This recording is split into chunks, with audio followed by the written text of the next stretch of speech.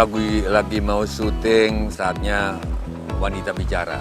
Ada Sahila, ada Lolita, ada Olga, ada Nadia, ada Balkis. Perempuan suka es krim dan coklat, tapi lebih suka kepastian. Aduh, aku diundang 5 perempuan cantik nih, mau ngapain? Undang-undang dokter Boyke pasti mau konsultasi seks atau mungkin masalah keharmonisan ya. Yang jelas lah terserah ntar aja. Pastinya mesti kita saksikan juga tuh 5 perempuan hebat ini. Oke? Yuk.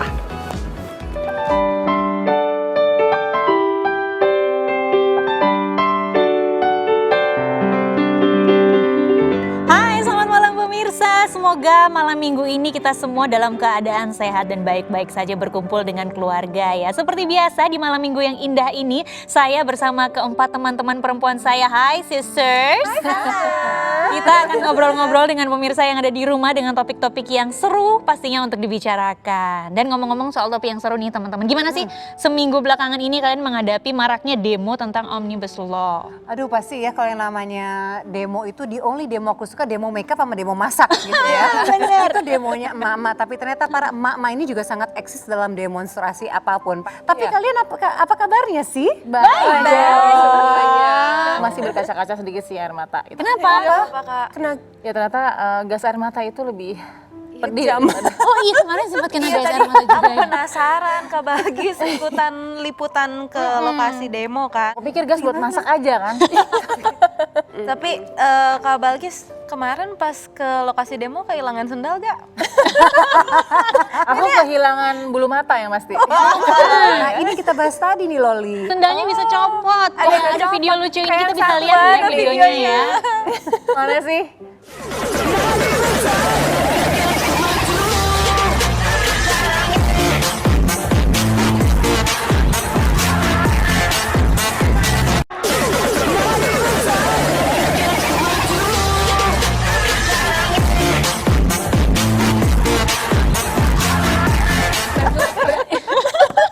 Gak ada takutnya emang yang namanya emak-emak ya. Tapi keakurasian dia mengambil sendal itu loh. Bener gak sih kalau mama itu harus dilawannya sama mama lagi ya Kak? Benar. Jadi kan tadi kita udah melihat ya, yang lagi viral saat ini. Sekarang pastinya di saatnya perempuan bicara, kita nggak mau bicara di antara kita berlima aja. Tapi tentunya ada seorang narasumber yang mau kita undang nih ke sini.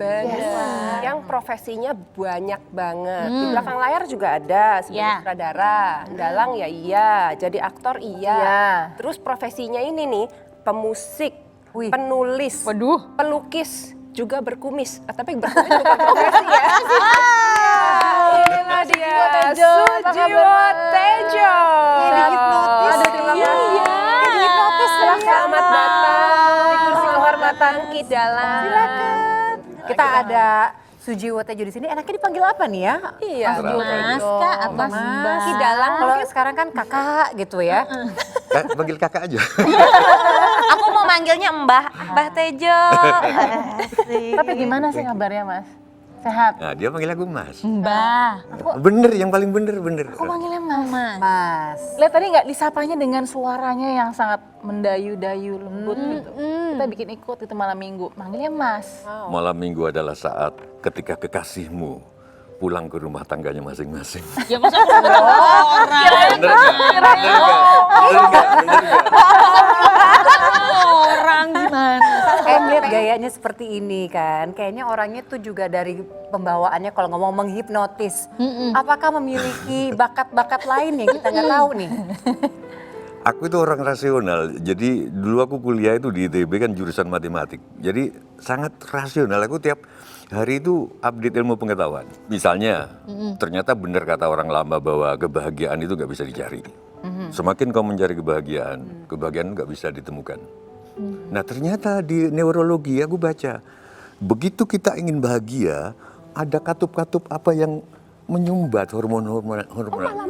Kalau inner peace bisa, tapi bahagia. Nah, jadi aku hidup di dunia matematik tapi juga di dunia-dunia begitu gitu loh, yang hampir sama, cuman bahasanya beda. Ada pucuk juga nih kayaknya di sini ya. Kenapa sih Ini kalau bahas khasnya kembang itu? Mbah banget ya.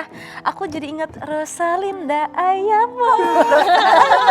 Iya, Mbak Rosalinda juga pakai di sini. Pakai bunga di sini ya. Iya, tapi bunga Baunya enak. rose. Ini begitu kena keringat kita Oh. enak banget, bau mayat, bau apa gitu.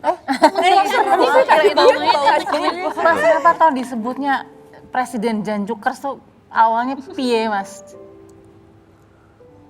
Nah, sebetulnya Presiden Janjukers itu yang kehidupan di medsos aku dipanggil Presiden Janjukers dan ada komunitas Janjukers dan semua manggil aku Mbah. Aku duduk-duduk di Bandung itu sama temen malam. Waktu itu BlackBerry, tahu BlackBerry udah lahir nggak waktu Jawa? Udah dong. Cak itu Jawa Timur kan. Di Filipina terus dia pokoknya diiniin Iya. diiniin Twitter ya. Nyawes Cak, ini kamu tulis. Aku nulis apa ya, bingung aku nulis. Terus aku nulis aja. Ya. Udah nulis itu aja. Oh itu di luar dugaan. Rame banget ya Oh, responnya. terus sampai sekarang. Terus aku dipanggil Presiden Janjukers. Nah sebenarnya lebih suka dipanggil Mbah, Mas, atau Mr. President. Kalau artis mau nggak? Aku agak keberatan sebenarnya dipanggil artis. Jadi Nah, kalau dukun dilematis, kalau artis keberatan. Kenapa? karena di Indonesia itu beda sama di luar. Artis itu kalau di luar kan artis mau apapun, tapi di Indonesia artis itu sama seniman beda. Iya. Nah, aku lebih senang disebut seniman. Artis itu gemebiar. Yang dijual, Selebritis gitu. yang dijual itu gosipnya daripada karyanya. Nah itu, aku risih kalau dipanggil artis itu. Kalau dipanggil seniman aku happy. Level literasinya Mas Jo tuh tinggi dan dalam, ibaratnya gitu ya. Jadi bisa menyentuh banyak sekali elemen pemirsanya. Quote-quoteku itu lebih banyak dikutip di bak-bak truk. Jadi misalkan Itu benar. dia, Itu benar. misalnya Aku tahu salah satu quote-nya. eh, Pacaran itu bukan berdua, tapi satuan. enggak, misalkan yang dikutip truk itu Ya, cinta tak perlu pengorbanan. ya. Sudah. Pada saat kau merasa berkorban, pada saat itu juga cintamu mulai pudar. Terus Tapi itu juga sama, tercetus begitu aja. Misalnya ada yang tercetus, menanyakan. kadang menikah adalah nasib, mencintai adalah takdir. Nah, Kau bisa berencana menikah dengan siapa, tapi tak bisa kau rencanakan cintamu untuk siapa. Aduh. Itu di babak serius. Gandeng Gitu. tapi itu panjang. Gimana sih rasanya bisa masuk ke berbagai Ada ibu-ibu yang nggak tahu bahwa aku dalang loh. Dikirain aku pembicara ILC. Jadi aku di bandara ini yuk. Aku bawa wayang kan, wayang kalau dibungkus aku bawa wayang satu. Jadi Ya. itunya keluar dari wayang, dari tancapannya itu. Jadi aku duduk di ruang tunggu. Mbak Tejo ya? Wah saya senang yuk, suka bicara di ILC gitu. Terus dia, jadi Mbak Tejo suka wayang aku. Terus jawabanku aku nggak mau ngecewain dia. Suka Bu gitu. Sejak kapan? Minggu lalu. Padahal beneran. Nikmatnya mendalang. Apa yang Mbak suka dari mendalang nih? Itu pertanyaan yang susah buat dalang. Karena dunia ini perlu rawana tapi juga perlu rama. Sekarang analisaku yang jalan. Sekarang analisaku matematikaku yang jalan. Aku 2 jurusan, matematika sama teknik sipil, kuliah bareng di ITB dan dua-duanya nggak selesai. Jadi kayak oksigen, nggak ada hal yang nggak paradoks di dunia. Oksigen itu kalau Lolita pengen hidup, Lolita harus menghirup oksigen. Tapi pada saat Lolita menghirup oksigen, sebenarnya Lolita sedang bunuh diri karena sel-sel menua. Jadi kematian itu sebenarnya sudah berlangsung pada saat kamu lahir. Ini proses kematian sedang berlangsung di diriku. Nah dalang begitu, dalang yang baik itu nggak memihak. Karena itulah hidup. Jadi dalang itu terinspirasi dari ayah. Gimana ceritanya tuh Mas? Jadi aku selalu sedih. Karena aku dulu melawan bapakku. Wah. Aku malu punya bapak dalang. Tiap hari ada gamelan di rumah, lihat kan. Aku disuruh, aku tetap menyediakan bapak kalau wayangan, menggelarkan tikarnya, ngontak pesinden-pesinden pakai sepeda, kan belum ada telepon. Tetap aku lakuin, tapi dengan, aku malu sama teman-temanku main blues. Aku masih gamelan, aku kan malu. Kenapa Mas malu Mas? Kuno banget gitu, aduh hari gini main gamelan gitu loh. Sama ayah tuh ada debatnya dulu. Ya Maduraku keluar, aku ambil pisau. Gitu. Ini yang aku kadang-kadang makanya aku sedih kalau gitu. Nggak, kenapa Mas? Itu kok bisa Karena sampai aku dilarang nyetel musik rock waktu itu. Waktu itu di Purple atau apa kan nggak boleh. Waduh, aku nggak tahan, aku lari ke dapur, aku ambil pisau. Ini ibuku nangis, bapakku minggat. Nah pas, aku sedih gitu. Jadi sampai terakhir Bapak nggak pernah tahu bahwa putranya itu akhirnya mengikuti jejaknya. Hanya sekali sempat aku ngeliat dalang.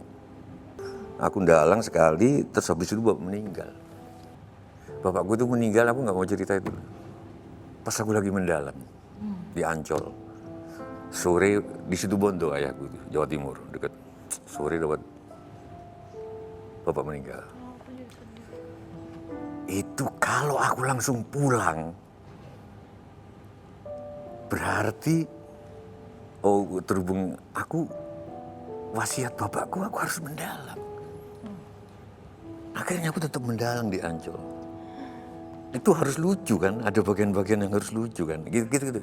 Aku harus melucu, besoknya aku baru pulang. Jadi aku sudah nggak tahu bapak. Kalau ibuku aku masih menangin. Aku yang makamin, aku yang ngadzan, tapi bapakku enggak. Karena aku mendalang ini bapak meninggal. Wow. Makanya aku punya nama Tejo nama bapakku.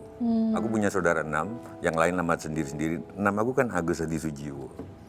Jadi Tejo itu nama bapaknya, kalau di Jawa itu Nunggak Semi. Jadi seseorang yang melanjutkan karir bapaknya. Saya penasaran banget nih, seperti apa sih Sujiwo Tejo ini pada saat kuliah di ITB? Wah, pasti seru banget kisahnya. Dan pemirsa, jangan kemana-mana, tetap bersama kami di Saatnya Perempuan Bicara.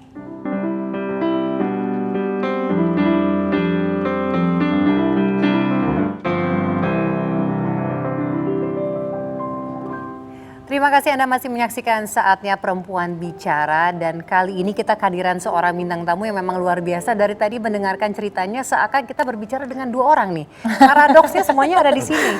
Matematikanya ada, seninya ada, perasaan. Kok ketawa? Kan gitu ya, tapi mengenal lebih dekat lagi dengan sosok seorang Sujiwo Tejo. Saya juga baru tahu bahwa ternyata sempat bersusah payah masuk ITB. Capek-capek masuk, kemudian drop out. Waduh, tidak ada penyesalan ketika melakukan itu. Aku nggak drop out, bukannya mau sombong, nilaiku tinggi-tinggi. Aku ninggalin. Oke. Karena udah lama ninggalin sampai sekian tahun, akibatnya keluar surat drop out gitu loh. Tapi aku ninggalin. Aku yang nggak tahu. Tapi sebetulnya yang menarik, kenapa sih milihnya teknik sipil gitu? Kalau memang awalnya sudah ada darah-darah seni yang Waktu mulai SMA, aku selalu bolos. Aku diingatkan waktu kemarin aku pulang sama Mbak Yuku jadi bidan delima, bidan senior. Kamu tahu nggak, aku dipanggil Hati kan, Mbak Wati namanya. Bapakmu dulu kenapa nempeleng kamu? Karena dipanggil sama kepala sekolah waktu SMA. Kenapa? Dia pergi, kamu pergi waktu pelajaran fisika. Kenapa? Karena gurunya baca buku gitu loh. Jadi aku nggak suka guru yang baca buku itu. Terus aku pergi. Nah gitu. Nah, yang aku maksud setiap kali ujian itu ibuku selalu masak banyak karena anak-anak pasti nginep di rumah belajar sama aku fisika, kimia. Dengan segala hormat kepada almarhum ibuku, sebetulnya pancatan untuk membaca, cuman waktu itu nggak baca buku, baca majalah. Majalah Jawa, majalah, karena ini mungkin penting untuk kalian juga yang sudah emak-emak ini. Aku belum pernah sekalipun lihat ibuku tertidur tanpa buku atau majalah di dadanya. Wow, ketiduran sama undang-undang juga. Oh ya, kalau undang-undang kelekap gini kayak apa ibu bisa apa sih itu? Kayak guling Mas. Oh dirangkul di Banyak Mas ya Tejo. Mbak. Dan juga sebagai seniman, Mas Jiwo tuh punya jenis suara yang enak sekali didengar di telinga gitu. Suaraku dulu jelek. Masa apa Mas? Ya, Nggak, coba buktiin dulu Ya Mas. sekarang bukannya bagus tapi powerful. Coba harus dibuktikan dulu, kita nggak percaya kalau ada buktinya. Kita mau tes, nggak apa-apa dibuka dulu. Ada suatu riwayat tentang lelaki, tentang ketakutannya. Sepanjang hidupnya tak pernah berkata tentang ketakutan sepanjang hidupnya. Menjelang ajalnya badannya menggigil, memanggil-manggil, dan matanya menangis, minta pertolongan kepada perempuan. Luar biasa loh. Ini terbawa. Itu lihat ada yang menitikan air mata. Nanti di sini ada aku mau coba juga nanti tak hibur. Tapi enggak, karena enggak tahu nanti betul enggak, ada kecenderungan dari ibu-ibu laki-laki enggak boleh ngeluh. Aku termasuk termakan korban itu juga. Iya. Suami-suami takut istri. Iya, enggak, bukan maksudnya tentang ketakutan-ketakutannya itu udah gengsi ngomong sama perempuan. Itu Maksudnya loh. nggak boleh terlihat tidak kuat gitu ya. Oh iya, gitu loh. Tuhan menciptakan tangis perempuan agar laki-laki melupakan tangisnya sendiri. Itu adalah salah satu quotes ya dari Mas Sujiwo Tejo. Kata-kata seperti itukah yang bisa membuat sang istri akhirnya mau menerima pinangan Aku culik dari Mas istriku, Sujiwo Tejo? orang tuanya nggak setuju. Wah, Aku banyak kerjaan, aku udah pun cinta untang juga lantung. ya. Waktu itu belum ada SMS, aku lamar dia di Cilegon. Ketika aku melamar ditolak, karena memang hidupku nggak jelas. Aku bisa ketemu di masjid subuhnya, aku ngelamar tuh Isa, gitu loh. Aku pulang, ini gimana ya, terdampar. Aku tidur di masjid, kira-kira 300-an meter, dan paginya kita ketemu di masjid, kita lari. Kayak di film-film ya ceritanya ya. Film-film iya. Itu Loh, aku ketemunya di kadang-kadang mana? kalau mau menghibur diri itu nggak ada. Jangan ngaku laki-laki kalau belum pernah menculik perempuan. Ini loh. Aku mau lihat nih daftar rayuannya ala Mas Sujiwo Tejo ya. Kita lihat ya. Ini yang bisa kita lihat menggelitik hati kita. Kita lihat ya apa saja. Menikah adalah nasib, mencintai adalah takdir. Kau bisa berencana menikah dengan siapa, tapi tak bisa kau rencanakan cintamu untuk siapa. Paling dahsyat, puncak kangen paling dahsyat ketika dua orang tak saling SMS, WA, email, telepon dan lain-lain, tapi diam-diam dua-duanya saling mendoakan. Gimana tadi pas denger rasanya? Rayuannya sendiri. Tapi yang bikin aku penasaran ada satu quote-nya dari Mas Tejo seperti ini. Banyak orang pacaran, seabrek orang menikah, tapi cuma segelintir yang sempat mengalami cinta. Aku bilang itu ke anak-anakku. Anak-anakku yang perempuan terutama. Kalau kalian nanti menikah dan bapak tanya, kenapa kamu mencintai dia gitu loh. Dan kamu bisa bilang karena dia begini, karena aku akan segera, bapak akan segera ngomong bahwa kamu nggak jatuh cinta, kamu kalkulasi. Cinta nggak pakai karena. Cinta bukanlah seluruh kata-kata yang pernah ada di dunia. Karena cinta bukanlah tentang kata-kata. Quote lagi ya. Malas romantis karena takut disebut galau. Malas peduli karena takut disebut kepo. Malas mendetail karena takut disebut rempong. Malas berpendapat karena dikira curhat. Ini kayaknya relevan sama zaman sekarang ya.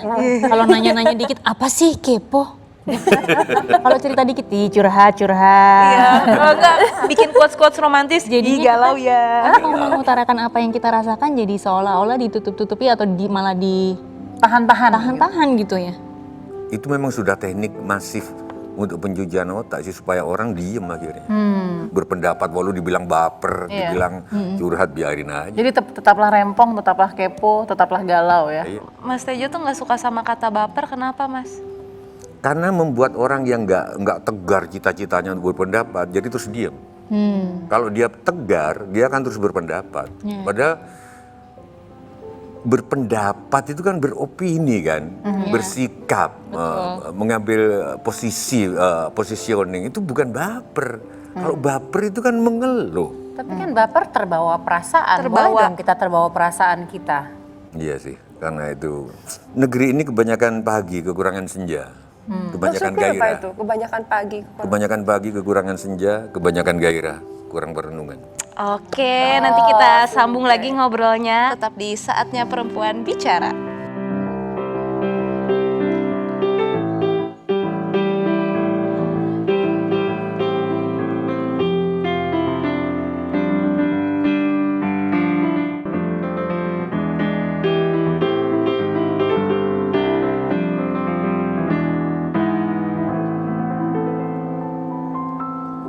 Malam Malam Minggu semakin hangat ditemani oleh suara ini pemirsa. Seorang Mas Sujiwo Tejo di mana bukan hanya suaranya aja mengalun tapi isi dari kata-katanya itu bisa menggetarkan saat menubari siapapun. Tadi sempat ditantang nih Mas ya untuk bisa mengeluarkan beberapa kata-kata mungkin rayuan gombal yang bisa membuat pasangan kita tuh semakin klepek-klepek. Ya, kekasih, jika yang suci selalu yang bening, maka tak akan pernah ada kopi di antara kita. Ngopi dulu yuk. Kopi itu butek. Tapi itu Oke, aku mau menghibur. Sorry, Tapi keren tahu ini. Bukannya aku understand. Ini aku juga mau ada di calling sama Pak Karni Ilyas. Wah, luar biasa.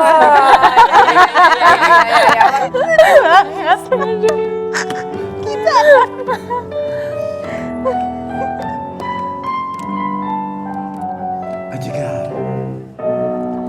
ketak tunggelang, ketak tunggelang, ketak tunggelang.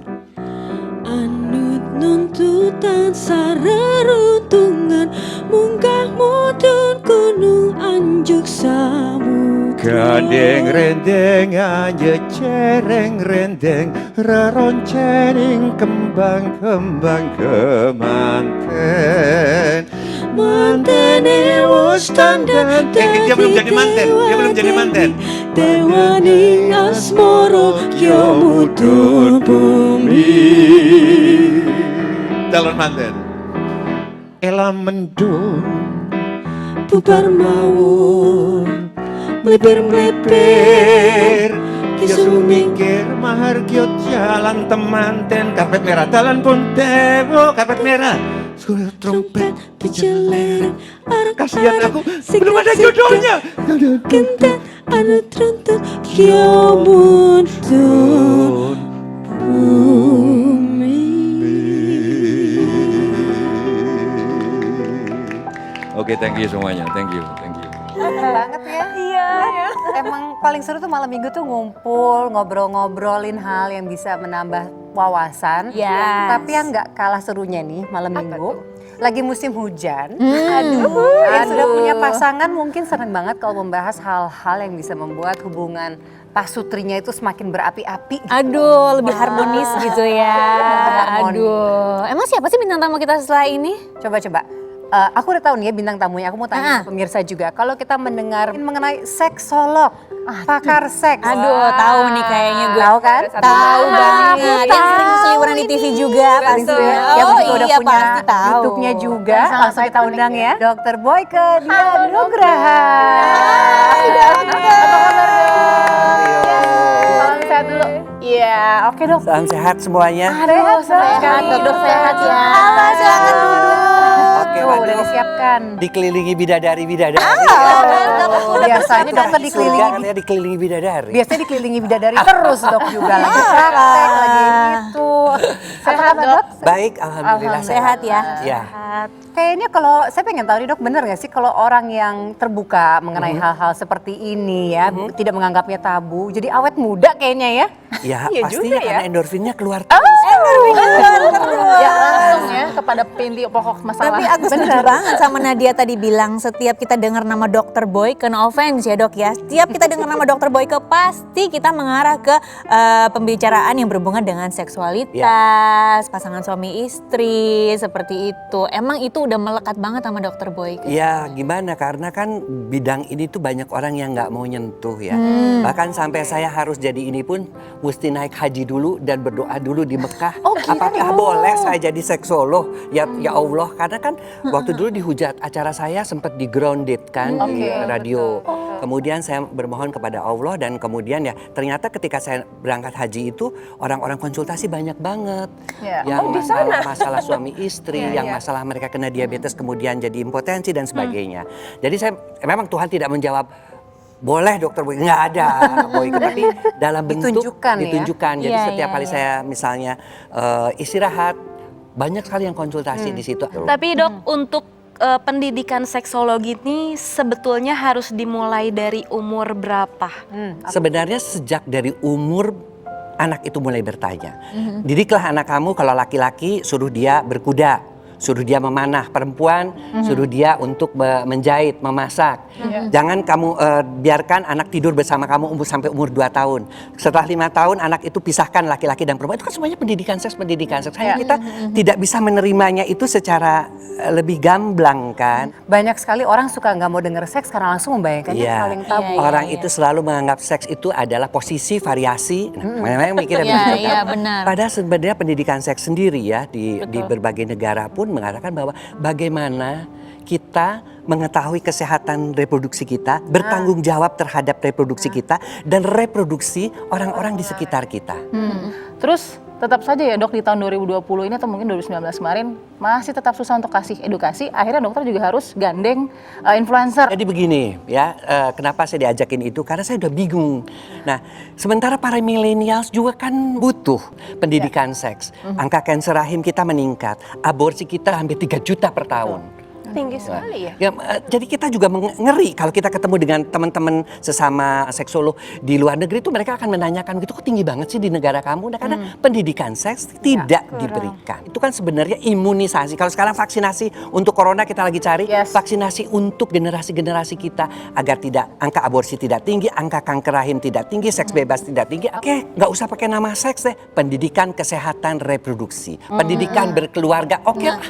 Kalau takut dengan nama seks ya, kalau takut. Tapi ngomong-ngomong sebenarnya yang orang belum banyak tahu nih, Dokter Boki sendiri dari kecil itu memang sudah bercita-cita jadi dokter. Ketika ibu saya melahirkan anak yang keempat itu keguguran dan hampir meninggal karena perdarahan terus. Jadi dia bangunkan saya, pembantu itu nangis-nangis bangunkan saya. Itu spray itu sudah merah semua. Umur berapa usia? Itu saya waktu itu masih umur 6 tahun. Dan karena banget ya. di Bandung, di Jalan Bengawan nomor 66, saya masih ingat banget. Saya tidak tahu lagi mesti bilang apa, saya teriak-teriak bangun-bangunin tetangga yang punya mobil kan. Mobilnya mobil tentara, kemudian dibawa ke Boromies. Saya masih ingat ditolong oleh dokter sastra dan dia suruh saya masuk. Mama kamu masih bisa tertolong dan masih hidup. Kemudian zaman dulu ada yang namanya Dr. Kildare tuh film seri. Nah kita ada nih gambarnya nih. Iya, Kita itu juga favorit saya banget gitu. Kita mendapatkan input bahwa memang Dokter Boyke salah satunya juga adalah karena menyaksikan tokoh yang ini nih kita lihat nih ya. Dok ini siapa namanya dok? Masih ingat? Richard Chamberlain kan. Richard Chamberlain. Jadi berkesan di situ. Berkesan banget karena dia tuh baik sama nenek-nenek, sama perempuan, sama anak-anak. Dia tuh bisa nyanyi juga, dia tuh bisa menghibur juga gitu. Padahal dia bukan dokter ya dok? Dia bukan dokter. He's an actor gitu. Tapi ya saya akhirnya tercita-cita tercapai juga, bisa nggak ya saya main seperti itu. Tadi sempat mengatakan dengan mobil tentara. Jadi memang mungkin tidak banyak yang tahu bahwa Dokter Boyke ini adalah anak kolong ya. Iya, anak kolong. Bapaknya adalah tentara. Jadi ketika saya mengatakan saya pengen jadi dokter aja, saya menangis. Dia bilang, aduh kamu mana mungkin lah, papi gajinya berapa, jadi dokter tuh apa. Tapi enggak, aku maunya jadi dokter. Dan ketika itu saya lari-lari pagi-pagi di Jalan Bengawan itu di bawah pohon mahoni ada bintang jatuh kan. Nah aku akan ngomong, aku mau jadi dokter, aku mau jadi dokter gitu loh. Ayah saya cuma meluk saya aja gitu. Dan akhirnya terjadi, dan saya kan cita-cita cuma jadi GP ya seperti Richard Chamberlain. Tapi kan akhirnya bisa jadi dokter spesialis, bahkan bisa ngambil lagi dari spesialis itu untuk konsultan masalah seks. Dokter tuh lembut banget dok. Iya. Orangnya memang begini atau sebenarnya karena keras sebenarnya orangnya? Diajarkan kepada mungkin juga karena orang tua itu kan mengharapkan bahwa sebagai dokter tuh harus bisa mendengar dan berbicara yang lembut. Karena pasien-pasien yang akan datang ke kamu itu adalah pasien-pasien yang dengan berbagai macam problema gitu loh. Dokter ini kan ahli kandungan, berarti kan pasiennya yang sering dihadapi adalah pasien perempuan. Ya. Awal-awal menghadapi pasien perempuan sempet ini nggak sih dok, kayak ngerasa aneh apa gimana gitu? Mungkin tujuan dari kalau kita memeriksa pasien itu fokus ya. Dan saya juga untuk menghindarkan bisa aja takut fitnah dan sebagainya, saya selalu ditemani oleh ya suster. Berdua itu selalu periksa bersama-sama ya. Dan kita memang mikir ke situ tuh enggak, karena kita mikirnya apa nih penyakitnya. Kita kan kalau jadi dokter itu kan harus jadi detektif ya. Dengan ini kok dia di 3 tahun nggak punya anak, ininya gimana, toksonya gimana, sampai semua akhirnya kita tahu gitu loh. Dan ditambah lagi tentu karena saya sebagai seorang yang ya artinya muslim, saya selalu mohon kepada Allah ya, mudah-mudahan Allah memberikannya melalui tangan saya dan sebagainya. Jadi pasien juga lebih tenang karena saya lihat 50% pasien yang datang untuk ingin punya anak tuh stres. Stres ditanyain mertua, ditanyain suami dan sebagainya. Jadi kalau kita tenangkan dengan banyak mohon kepada Tuhan, lebih mudah. Tapi Mbak. mau tanya dulu sebagai ini kan dari sisinya Dokter Ya. Boyke sangat profesional kan. Dari istri sendiri bagaimana? Istri juga dokter. Jadi dia mengerti banget ya profesi saya sebagai dokter kandungan karena ayahnya juga dia dokter kandungan. Jadi dia mengerti banget karena kan di awal-awal kan saya mesti jaga malam yang 2-3 hari berturut-turut dan dari semua pendidikan itu pendidikan dokter kandungan tuh paling berat dan paling mahal. Ya paling berat itu karena waktu yang diperlukan tuh sampai nggak ada waktu untuk keluarga. Demikian juga ketika lulus dari dokter kandungan itu kan pekerjaan orang melahirkan kan kita nggak bisa bilang Bu jangan jam 4 ya jam 7 aja tahan ya suntik dulu ya kan nggak bisa kan. Jadi kita betul-betul diminta pengertian yang banyak. Ya. Lampunya panas ya, tegangan sudah mulai tinggi. Suasananya juga panas. Iya, tapi tadi satu yang digarisbawahi dari Dokter Boyke ya, pastutri itu hubungannya harus secara kualitas dan kuantitas baik. Bagaimana hubungan Dokter Boyke juga dengan woman behind him ya, yang pasti mendukung nih? Apakah secara kualitas dan kuantitas juga sangat baik, bisa jadi role model buat pasien-pasiennya? Sesaat lagi ya, tetap di Saatnya Perempuan Bicara.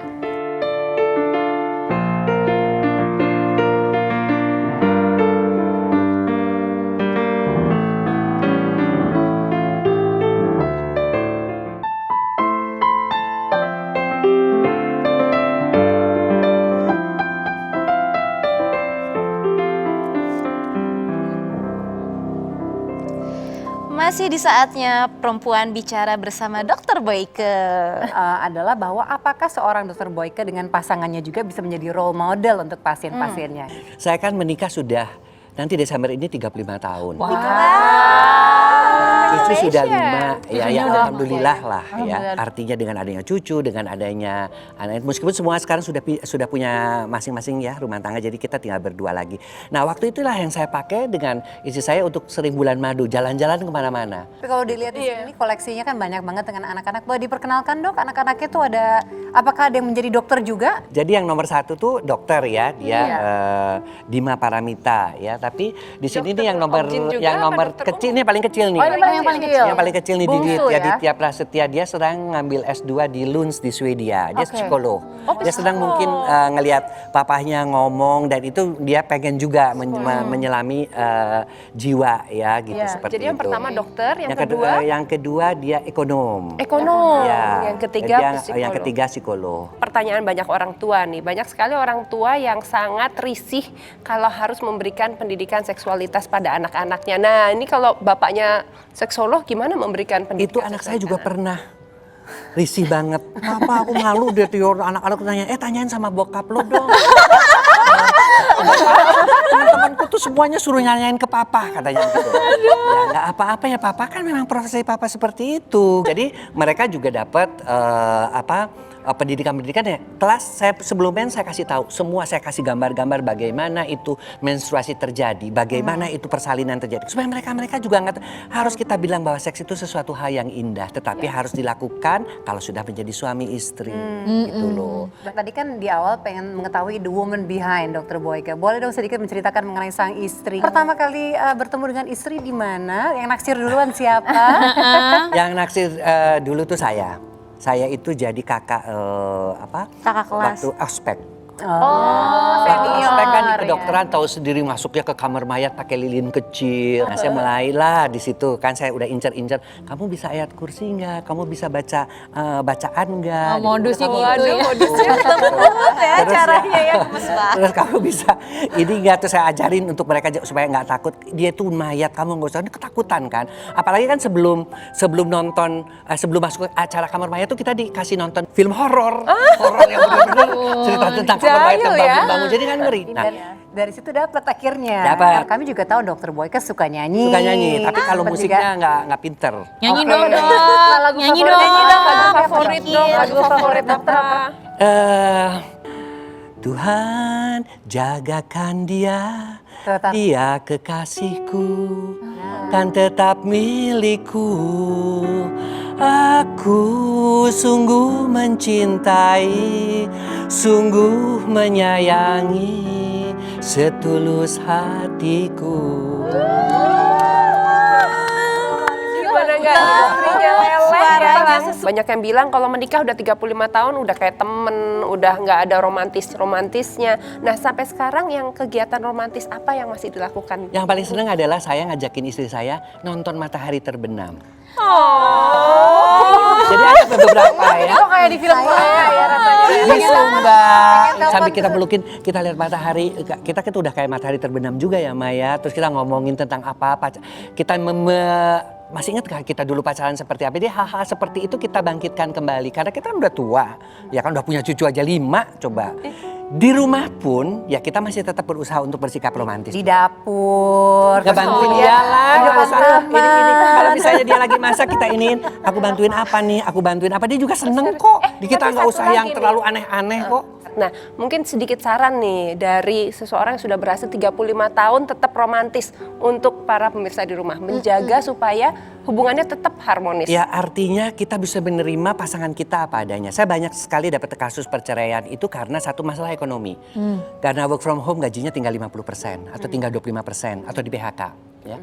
Kedua, si istri itu stres. Anak-anak kan mesti diajarin semua dengan dari ini sementara suami nggak mau ngebantuin. Itu yang saya paling lihat sering ya. Ketiga karena mungkin sering ketemu timbul juga kebosanan. Sebenarnya nggak usah bosen kalau kita selalu sayang sama pasangan kita ya, selalu berusaha untuk menyenangkan. Jalan terus kok. Dan yang satu yang saya selalu katakan adalah terimalah pasangan kita apa adanya. Mau PSBB kayak mau enggak kayak mau. Dan cinta itu jangan mengharapkan balik. Pokoknya kita kasih aja. Perkara dia membalasnya atau enggak itu urusan dia deh. Ya ampun dokter. Oke dokter, tapi luar biasa jadi merasa ini ya, bawa pulang ke rumah gitu. Iya tapi Kak Balkis enak kalau semua tuh punya pasangan. Kita. Enggak apa-apa. Tinggal nunggu jodoh aja. Kalau kamu selalu mohon kepada Tuhan dicarikan yang baik, insya Allah. Iya amin. Ternyata dari yang dokter jelaskan, pendidikan seks itu tidak linear dengan kemajuan zaman dan teknologi. Betul, sekarang malah kemunduran. Malah kemunduran, artinya tidak membantu juga kemajuan teknologi. Kita butuh ekon-ekon seperti Dr. Boyke, kita butuh juga lembaga dan instansi yang lebih terbuka lagi pikirannya. Lebih agar terbuka ini tidak dan lebih menerima. Yes, kita masih ada di posisi negara dengan usia produktif terbesar nih saat ini. Momen ini golden age kita. Yes, gimana dok kira-kira untuk menahan itu, untuk kemudian membangun mahliga yang lebih baik begitu loh? Mahliga yang lebih baik ya satu-satunya adalah pendidikan seks masuk ke kurikulum lah. Dan kita kan, siapa yang mengajarkan cuma dokter? Tidak, dokter-dokter umum kan bisa diajarkan gitu. Jangan sampai mereka jadi bucin, budak cinta. Bucin. Aduh dok, kayaknya kita mesti mengudahi, saya ingin segera pulang nih. Baiklah, ini di malam Dokter Boyke Nugraha, terima kasih sudah memberikan waktunya di saatnya perempuan bicara. Kita jadi tercerahkan ya. Terima kasih Dokter Boyke, dan itu juga menutup perjumpaan kita di saatnya perempuan bicara kali ini. Senang sekali ya, tadi sudah sama Mas Sujiwo Tejo, sekarang juga sudah dengan Dokter Boyke. Dengan saya Balkis Manisang. Saya Sahila Hisyam. Dan saya Olga Lydia. Saya Nadia Mulia. Dan saya Lolita Agustin. Sampai jumpa minggu depan. Stay safe and stay healthy.